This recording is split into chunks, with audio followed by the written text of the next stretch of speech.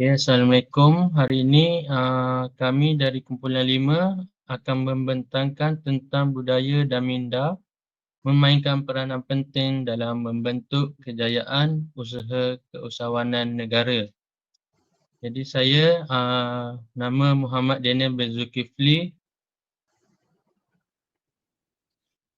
Saya Muhammad Faiz bin Abdul Rahim. Saya Muhammad Afiq Aikal bin Nur Syam. Saya Aiman Naufal bin Khairul Azhar. Dan saya Taki Fauzan bin Jusli. Saya Nur Umairah binti Azhar. Saya Nur Alila Nazira binti Muda. Saya Wana Afini binti Wakli. Saya Muhammad Faiz bin Rozali. Saya Nur Mardia binti Muhammad.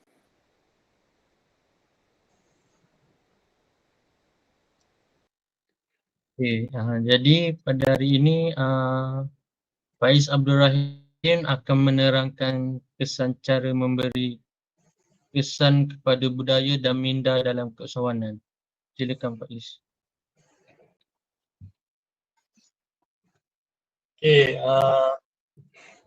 Ini saya akan menerangkan tentang pengambilan risiko dan inovasi. Budaya yang mementingkan pengambilan risiko dan inovasi menggalakkan individu untuk meneruskan idea perniagaan baru. Minda keusahawanan memupuk kesanggupan untuk mengambil risiko yang dikira bereksperimen dengan pendekatan baru dan belajar daripada kegagalan. Saya akan serahkan kepada rakan saya yang seterusnya.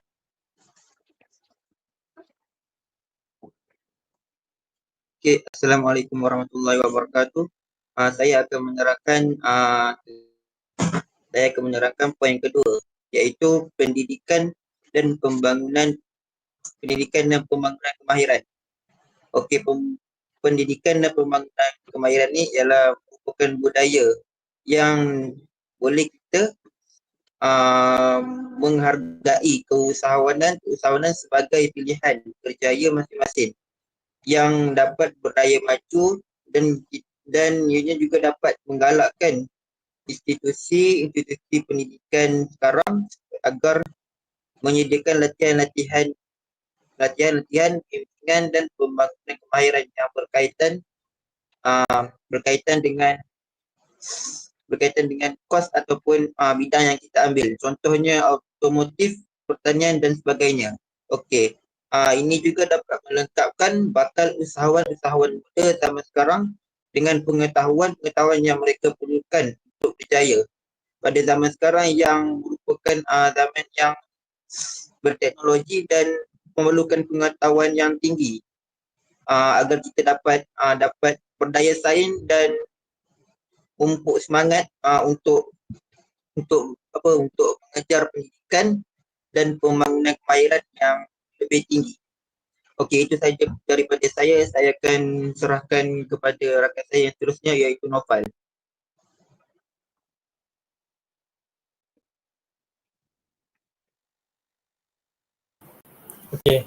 Seterusnya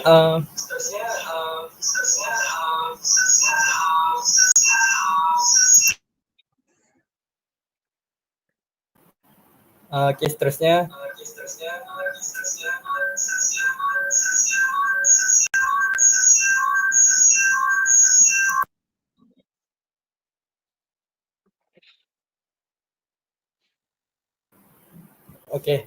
seterusnya adalah mempunyai banyak sumber pengetahuan. Apabila seseorang yang usahawan tu dia mempunyai banyak pengetahuan dan juga sumber-sumber daripada mana-mana pihak, jadi seseorang tu dia boleh menyelesaikan masalah-masalah yang sulit ini dengan cara yang lebih kreatif. Tak pun masalah-masalah yang sedia ada, tapi dengan cara yang lebih kreatif dan juga cara yang lebih baik lah. Dan ini boleh membantu perkembangan para usahawan dan juga bisnes di dalam negara kita. Seterusnya saya akan serahkan kepada Taki Fauzan. Okey, seterusnya saya akan menerangkan tentang kebolehsuaian dalam usahawan.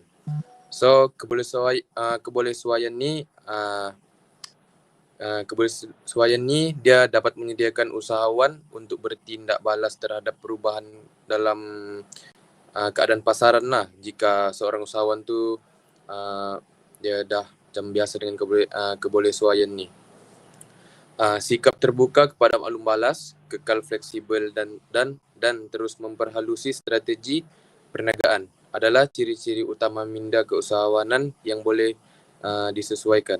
So kebolehsuaian ni dia macam perubahan lah dalam usahawan. Contohnya macam perubahan ekonomi, perubahan harga barang apa semua. Itulah yang dimaksudkan dengan kebolehsuaian. So usahawan kena sesuaikan dirilah dengan ni kebolehsuaian ni untuk meneruskan perniagaan. Okey, itu saja. Terima kasih.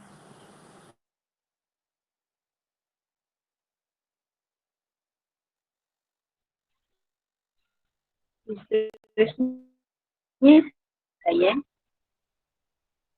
Kejayaan keusahawanan ni sering bergantung pada kerjasama dan rangkaian.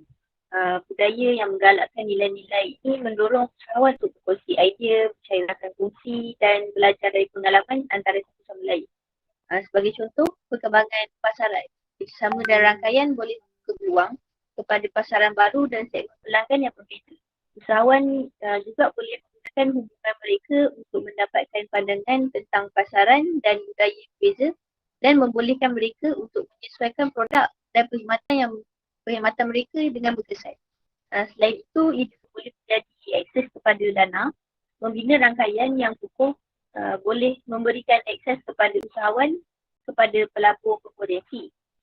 Acara rangkaian dan kerjasama mencipta peluang untuk membentangkan dia dan mendapatkan pembiayaan untuk pertumbuhan perniagaan. Sekian dari saya. Terima kasih. Seterusnya, poin saya adalah meraihkan kejayaan. Meraihkan kejayaan dalam dasar keusahawanan negara melibatkan pengiktirafan dan mempamerkan pencapaian usahawan dan pemula yang disokong oleh dasar tersebut.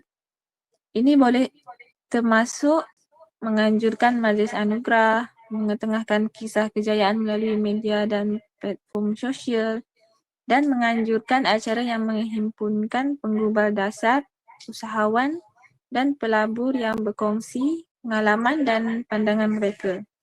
Ini adalah cara untuk memberi inspirasi kepada orang lain dan menunjukkan kesan positif dasar terhadap ekonomi dan inovasi. Seterusnya, apa pendapat Afiuni pula? Okey, Assalamualaikum. Nama saya Afiuni. Okey, pendapat saya adalah penerimaan kegagalan. Dalam budaya keusahawanan, kegagalan dilihat sebagai batu loncatan kepada kejayaan dan bukannya penghalang. Menerima kegagalan sebagai peluang pembelajaran, mengurangkan stigma yang dikaitkan dengannya dan menggalakkan usahawan untuk mengulang dan memutar idea mereka. Penerimaan terhadap kegagalan dalam cabaran usahawan negara adalah penting kerana ia membantu mengubah persepsi kegagalan daripada rintangan kepada pelajaran.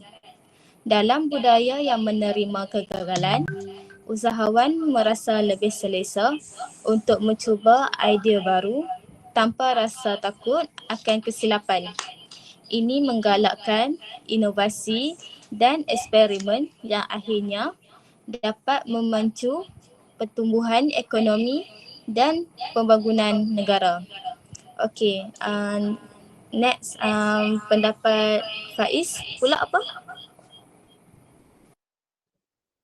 Okey, pada pendapat saya, dasar dan inisiatif keusahawanan negara ni dia boleh mempengaruhi dan membentuk aspek budaya dan minda. Kerajaan juga boleh berusaha untuk mewujudkan persekitaran yang menggalakkan untuk setiap usahawan ni untuk mengambil risiko, menabur dalam pendidikan dan latihan. Lepas tu menyediakan akses kepada pembiayaan dan menyokong peluang rangkaian.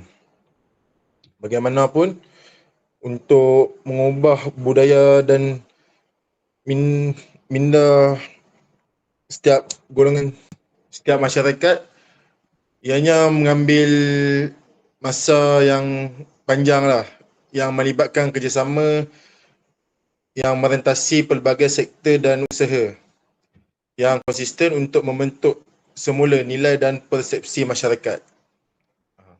Seterusnya saya bagi kepada saudari Madiah.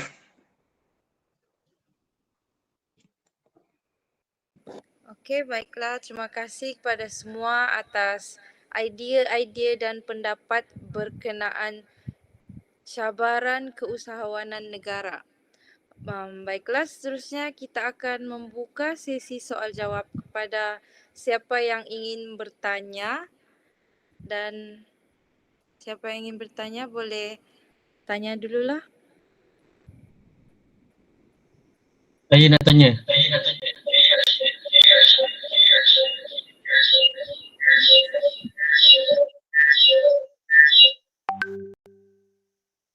Okay, saya nak tanya pada saudara Thaqif mengenai kebolehsuaian.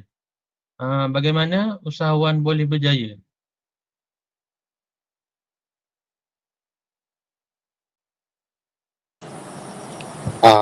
Okey. Macam yang saya cakap tadi, usahawan ni dia boleh berjaya dalam mengenai isu kebolehsuaian ni.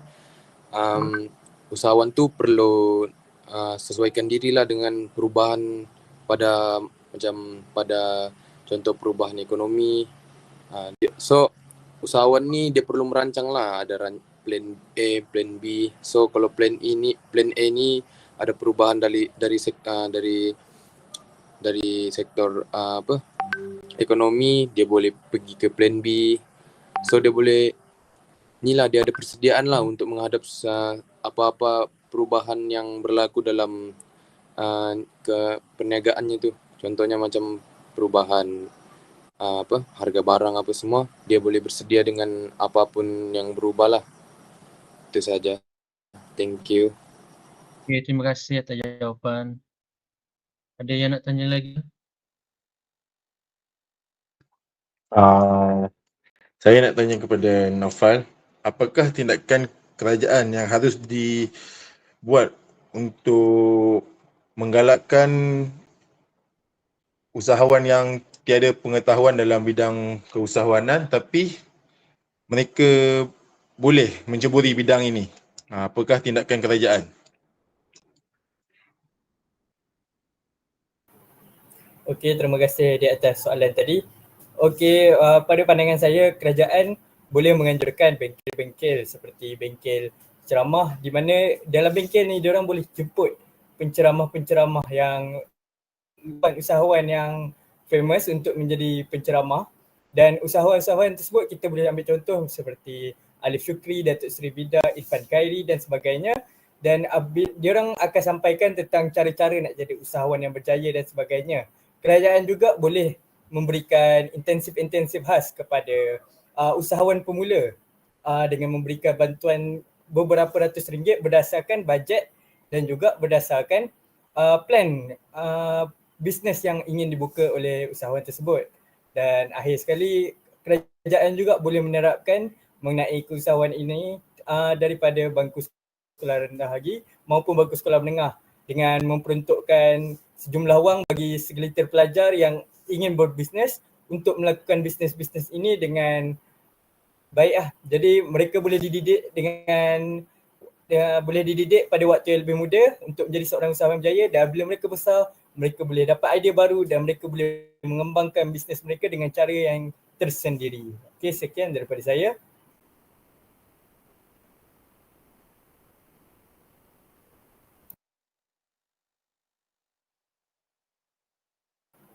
Ada lagi siapa yang ingin tanya soalan ke apa? Ada.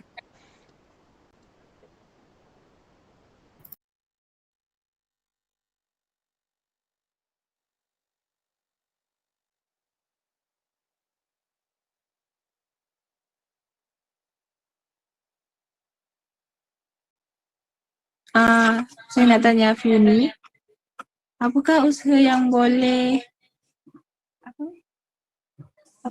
boleh dilakukan untuk menerima kegagalan dalam keusahawanan? Okey, ada beberapa usaha dalam penerimaan kegagalan keusahawanan adalah perubahan pandangan, iaitu usaha yang berterusan diperlukan untuk mengubah pandangan kegagalan daripada satu akhiran kepada permulaan yang lebih baik. Okey, yang kedua adalah peningkatan kecemerlangan. Dengan menerima kegagalan sebagai satu cabaran yang boleh diatasi, usahawan dapat mengarahkan tenaga mereka ke arah peningkatan kecemerlangan. Okey, yang ketiga adalah pengaruh terhadap masyarakat. Usaha dalam penerimaan kegagalan juga boleh mengubah pandangan masyarakat secara keseluruhan. Dan yang terakhir adalah penekanan pada pembelajaran daripada pengalaman. Ia mengalihkan tumpuan daripada sifat negatif kegagalan kepada pembelajaran daripada pengalaman untuk menggalakkan usahawan mengintegrasikan pengajaran ini ke dalam tindakan masa depan mereka. Okey, itu saja. Terima kasih. Okey, terima kasih. Ada lagi yang ingin bertanya soalan? Jawab. Tak ada. Okey, baiklah. Sekiranya tiada, saya akan simpulkan. Okey, kesimpulannya, peranan budaya dan pemikiran dalam usaha keusahawanan negara adalah penting. Namun, terdapat beberapa cabaran dalam menukar norma budaya dan pemikiran yang wujud ni. Contohnya perubahan budaya, pendidikan dan kesedaran dan rintangan terhadap perubahan. Untuk kita mau menangani cabaran ni, kerjasama antara kerajaan, institusi pendidikan, perniagaan dan masyarakat adalah sangat penting. Jadi dengan menangani halangan budaya, mempromosikan nilai inklusif dan memupuk pemikiran yang sesuai, negara-negara boleh mencipta persekitaran di mana keusahawanan tu boleh berkembang dan memberikan sumbangan yang ketara kepada kemajuan ekonomi dan masyarakat. Baiklah, sekian itu saja dari kumpulan kami. Sekian, terima kasih. Assalamualaikum warahmatullahi wabarakatuh.